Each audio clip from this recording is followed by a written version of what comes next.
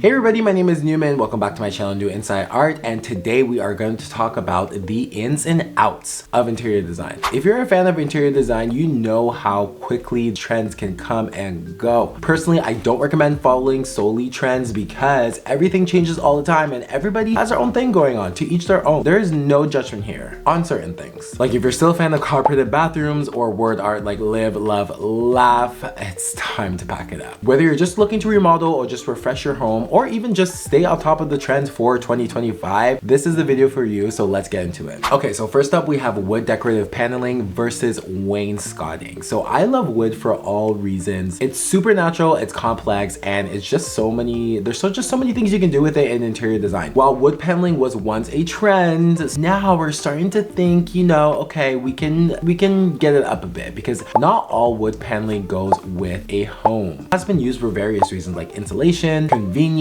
structure, and all that. On the other hand, wainscoting is kind of the same thing. However, there is more that purposeful aspect to it. Usually the direction of wainscoting is about 1/3 of your wall, and you can choose what type of pattern you would like in order to present it. It's super timeless, it's super sophisticated, it keeps it clean, it doesn't overwhelm the room. It's literally an update while being functional. This is especially true in areas like dining rooms, living rooms, you know, high traffic areas, in order to preserve the home. It feels more proportionate, it's less top heavy, and it's an architectural detail. Okay, so next up we have our traditional tile backsplash versus more tile. In traditional kitchens, you usually have your standard backsplash. It's a functional use of your kitchen. It's a centerpiece of your kitchen. My issue with just having tiles as a backsplash is that you are kind of limiting yourself. We need to go above and beyond. Not too much, but just enough to give a instead of a meh. You can extend your creativity to tiling a kitchen island. We're all about that. This is the type of creativity we need into our home in 2025. It gives your home a very distinct statement, and that kitchen will be popping. I swear to you, when you walk into a kitchen and you see these type of tile styles, you just ate. Now, before you hit me with the, oh my god, well, tiles are so hard to maintain, it's so hard to clean, the grout lines, there are ways to keep it okay. All you have to do is honestly choose a darker grout line, or you need to tile it strategically. It's not only the island you can do. You can extend your tiles all the way up to your ceiling where your hood fan is, and that makes it even more functional and durable. Kitchen islands and kitchen backsplash are subjected to food prep, spills, scratches, all you can think of, which is a major advantage versus classic MDF and wood type of design. Think about the tiles. Don't only think about the backsplash. Next on our list of ins and outs in 2025, we have the flat panel and shaker doors versus your texture doors, your customizable doors, the doors that you can do on your own or get it done by a designer. Now, I feel like this is never going to be a dead trend because now we are seeing new homes being built, and most likely the selections that they choose for you are the standard flat panel or shaker doors. Now, I'm not gonna lie, it is very clean and it's very aesthetically pleasing. However, it can be just so stark and generic. While they have their place, they can sometimes be boring, and it can also be such a pain in the ass in order to clean, especially the shaker doors. The dirt gets stuck in the panels and you're just like, what? There are so many other variation of doors, and it's such an overlooked aspect of design. You can paint doors, you can change the framing, you can change the fixture, you can honestly create your own door. Like, you can literally take a door and just be like,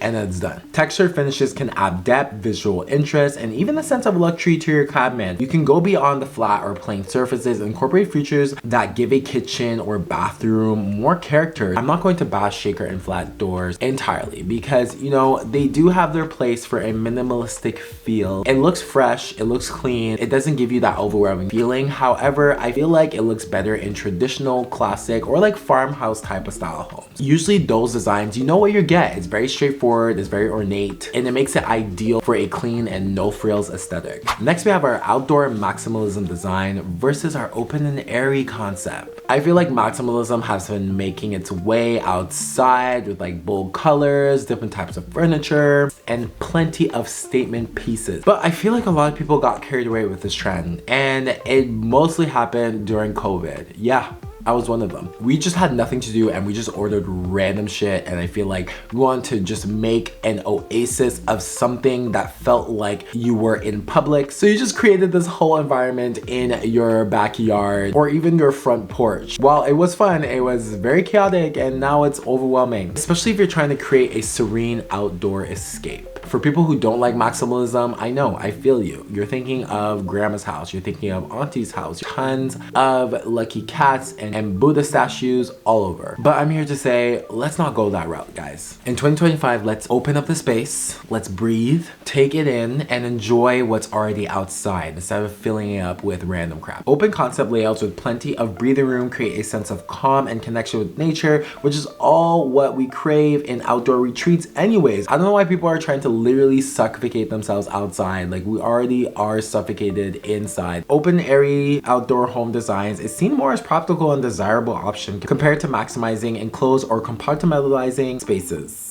Whether it's a family gathering or a work from home space or a quiet retreat, flexible multifunctional spaces meets the dynamic needs of, modern lifestyles. It creates a better social interaction, and believe it or not. Imagine you were barbecuing at your place and your friend wanted a hot dog and they were on the other side of where you were, and you have to go through a bunch of chairs and knickknacks and statues and flower pots in order to just give them the hot dog.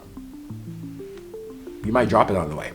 You might bump into something. It's just not working. Openness is more appealing than maximizing your private space. You'll make it more breathable. You will appreciate what's already there. You won't have to spend so much money and break the bank. And research shows that natural environments actually reduce stress. So if you are taking advantage of that in your yard, you are already on track. So let's keep these spaces breathable. Damn. Next up, we have the Boucle fabrics versus the velvet and suede. So let's talk about fabrics. Boucle has gained so much popularity. Now, I feel like the Boucle era was an uproar in like 2020. We started to become obsessed with like modern luxury homes and just like homes from celebrities like Art Digest. And I feel like when Selling Sunset came out, we saw a lot of these, Boucle fabrics, and we're just like, oh my God, I need to get. It looks so cozy and comfy and just luxurious, honestly. I feel like if you had this fabric, you were considered like super rich or something, because a lot of Boucle fabrics are so expensive, even the knockoff one. Now, I don't hate it because it's something I would honestly still consider using, especially if I'm doing like a mid-century modern look. You want to have that comfort all around. But I feel like we're overlooking suede and velvet. These fabrics are rich and they elevate any space and add so much texture without overwhelming the room. For example, velvet brings in a sophisticated feel, while suede offers a soft and natural touch. If you're designing your living room or bedroom, something like that, opt for velvet or suede. While Boucle fabric was once our go-to, offering warmth, comfort, and visual interest, it's now starting to be replaced with more sophisticated and versatile materials.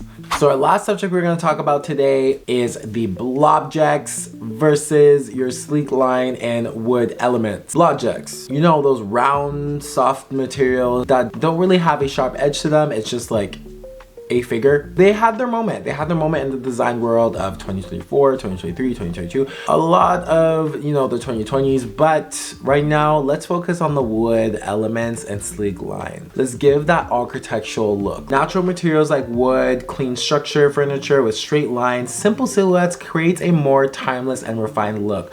Adding wood elements, for example, like whether in furniture, floors, or even accents, bring worth, and it's just such an organic beauty. It's just simple, and these just never go out of style. While blobs were initially seen as playful, they're increasingly becoming perceived as artificial and just overly manufactured. I feel like we're gradually going towards the natural elements of design, which is wood and sleek lines. We have a bunch of artificial things that are going on. Technology has been great, but I feel like blobs was a very experimental era of design. We're trying to see what we can create that's new. The natural elements like wood contribute to a feeling of groundness, and it's comforting. It's also comforting. It's comforting in a time of global uncertainty. Like, I want to feel something. I want to see something that is, real, instead of something that has been just so computerized. Wood, come and save us. I feel like it's it's gonna encourage a more personal feeling to interior design. But that is it for today. We've gone through quick subjects of ins and outs of design, and we talk about solutions in order to make it better. I feel like there are going to be so many trends coming up. There are a lot of things changing. But other than that, if you really like this video, please like, comment, and subscribe. It would be really appreciated. Let's keep the ball rolling. I see you guys watching my videos, and I am so grateful that you guys are still tuning in. I want to know from you what you think is in and what you think is out. I want to know if you disagree with my points. I want to know everything, honestly. We are in this together. We are figuring out these trends together at the end of the day. So that's it for me. Bye.